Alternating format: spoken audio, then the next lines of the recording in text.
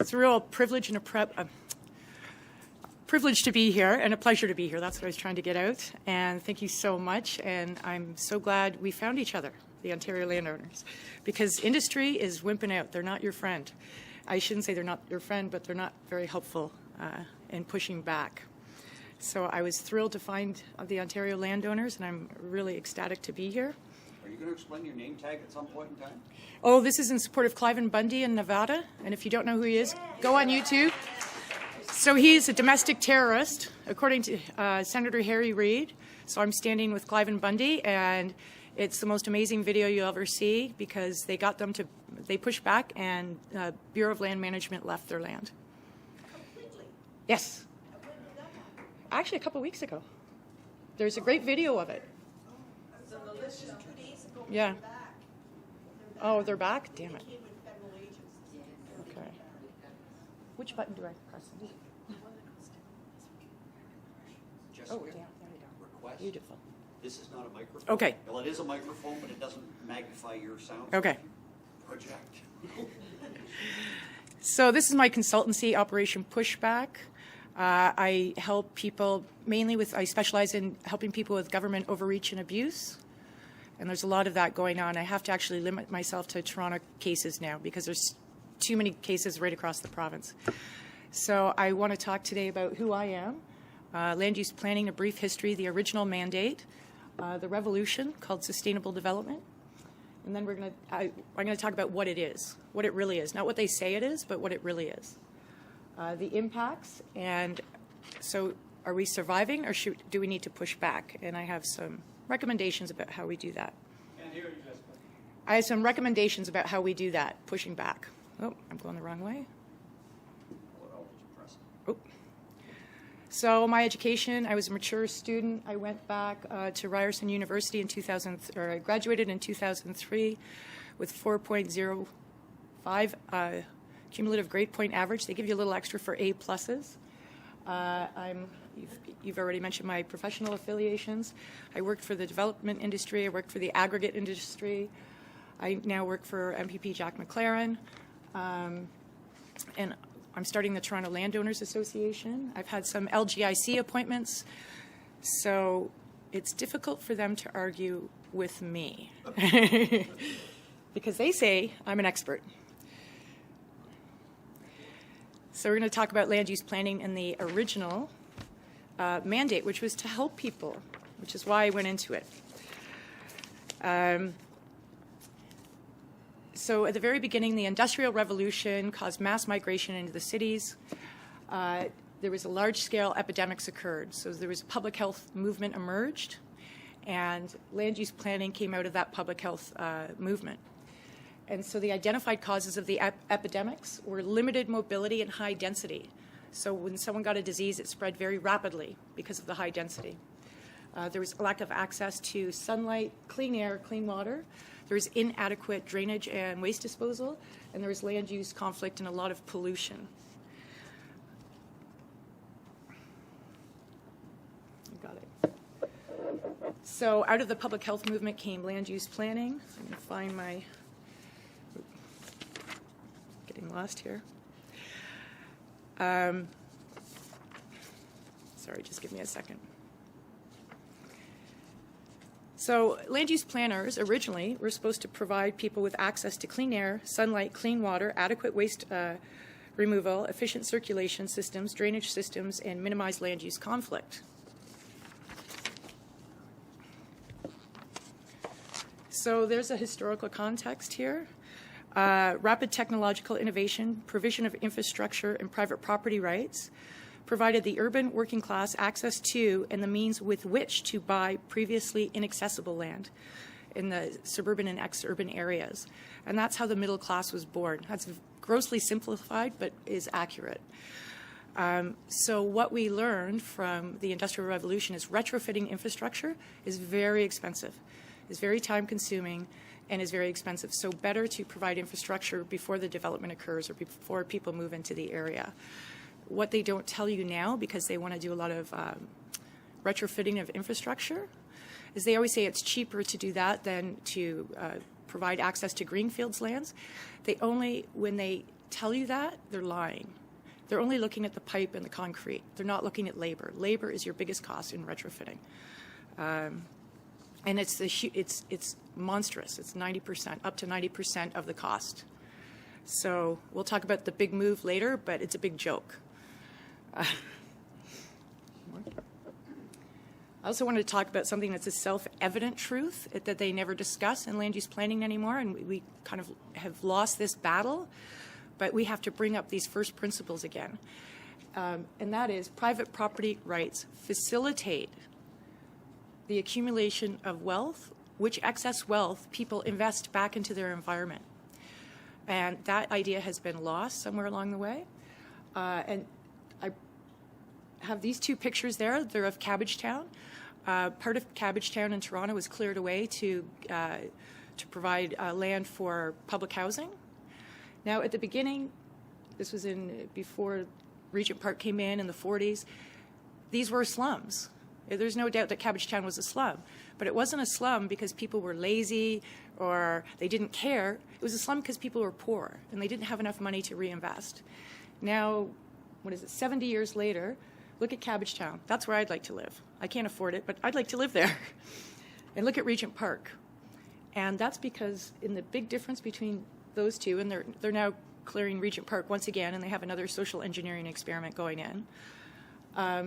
But the biggest difference is who controls the land. That's privately controlled land, and that's publicly controlled land.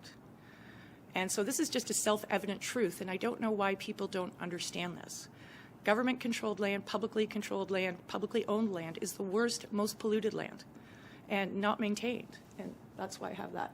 So when you confiscate private property and private property rights, it will lead inevitably to a worse environment. So over time, we had some key protections against the social engineers, because land use planning is such a powerful tools, have a bunch of powerful tools in them, that we had to find some protections because the social engineers love to get involved in land use planning. So they're pretty simple.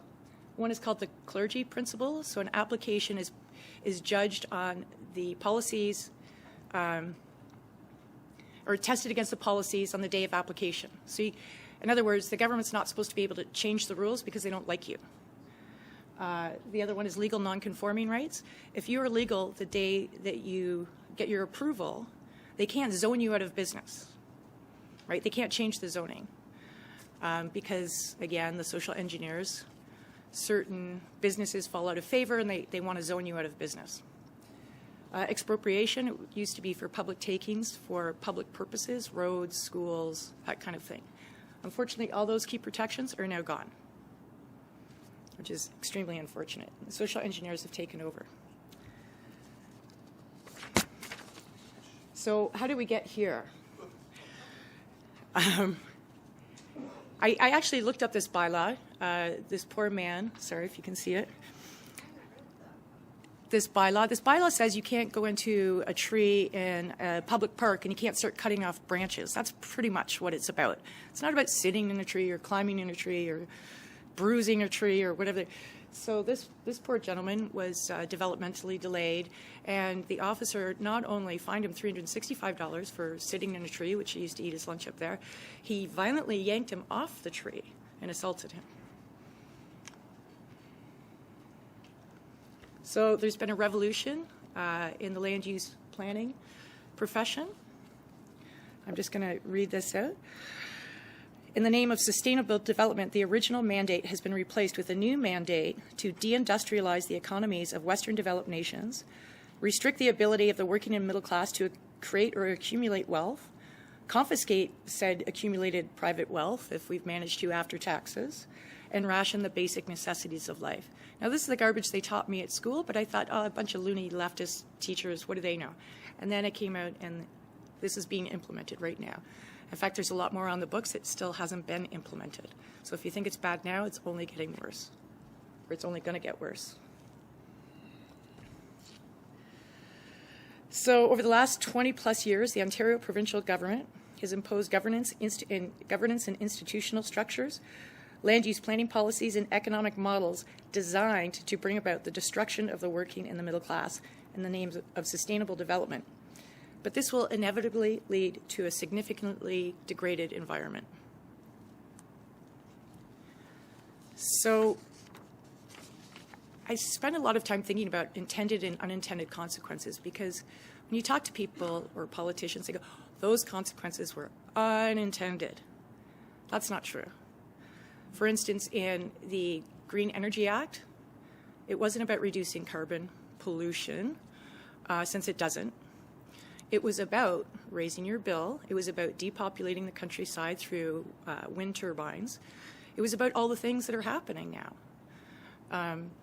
So I've come to the conclusion that unintended consequences is a nice concept for politicians to say, we didn't mean for that to happen. We didn't foresee that. Well, especially with the Green Energy Act, all the policy wonks told the government that this is what would happen. And they went ahead anyway. I mean, it was foreseen, it was foreseeable, it's ridiculous that they didn't know. That was the point. So don't ever let a politician say unintended consequences. No. That's just way too easy for them. So what are they trying to do? What is the enemy to these guys, these social engineers? Well, it's sprawl. Sprawl, that terrible, horrible thing called sprawl. And if you ask anyone to define it, they can't. There is no definition of sprawl. There's no working definition. The best one I heard was the guy who moved in 6 months after you did. So this is my definition. A pejorative term coined by the elite to describe the acquisition and use of private property by the working class. They don't like it. They don't like you having freedom. And so they called it sprawl. Sprawl is, and they made it into a terrible thing. Not that long ago, when the rich, they would have sprawling estates. That was a nice term. A nice rolling hills, sprawling estates. So for the rich, it's a good term. When it comes to us, we're a disease. This is how they portray us in red. They portray human beings as a disease. That's how we see it. Just single-family dwellings. I have a single-family dwelling. I quite like it. I don't like to be seen as a disease. So where did this start? Where did this come from? Now, it didn't start with Agenda 21. It's been in play for a long time, but that's the first time they wrote it down in one nice package, one little document about what they wanted. So Agenda 21 is the action plan for the 21st century. It was signed by Brian Mulroney and 178 or 179 other heads of state. It's marketed as sustainable development. So it's a top-down collectivist ideology masquerading as a grassroots environmental movement. There's nothing grassroots about this. All those people are paid. They're paid in the hundreds of thousands of dollars. I've sat across the table against them for years now. There's not one person who does it unpaid. And if they do, well, they're just useful idiots. It's implemented incrementally, so they're hoping that you don't notice. And they're hoping, quite frankly, we all die off and our kids won't know any better, because this is all they've ever known. And Ontario's land use legislative and regulatory framework is where a lot of it's coming from, but this ideology has infected most of our institutions. While you and I were doing productive things, these people were infiltrating every institution. So this is the provincial context. This is what we know about. These are all the different provincial planning. Not all of them. I've made a list of just some of the Agenda 21 pieces of legislation.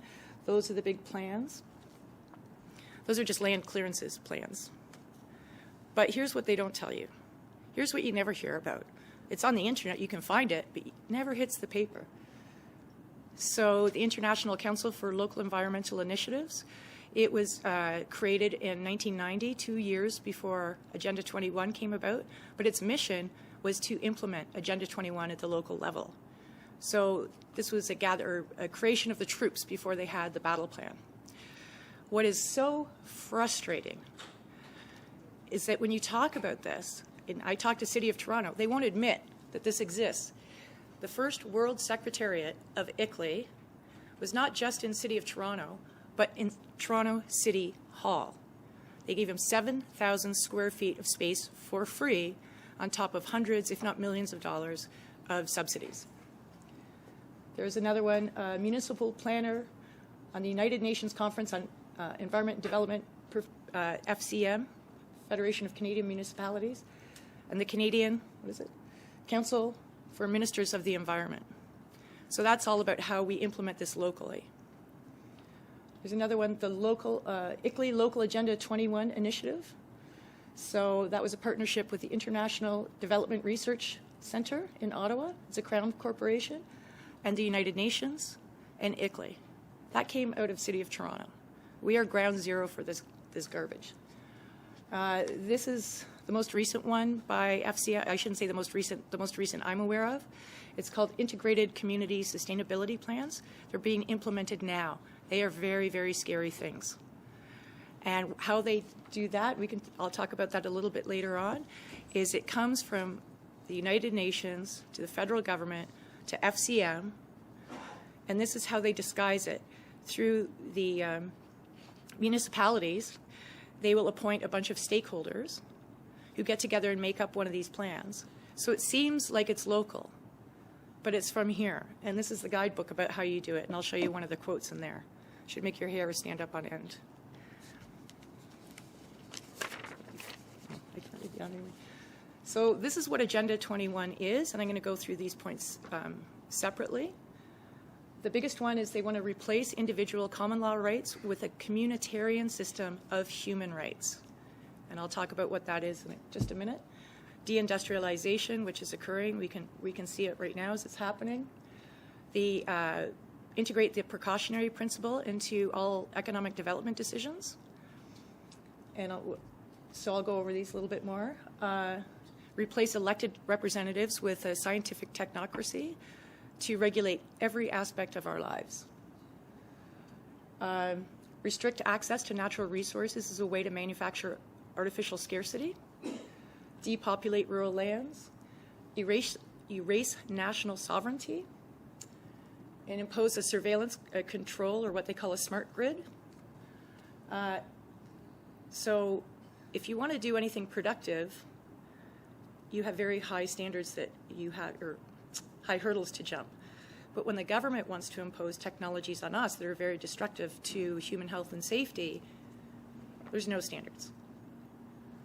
So they impose these technologies on us, ration the basic necessities of life, and drastically reduce our consumption of all resources, implement outcome-based education, destabilize neighborhoods through the imposition of high-density development, severely restrict mobility, censor dissent, and there's preferential treatment for selected groups, and Mr. McHale will be telling you a lot about that later on.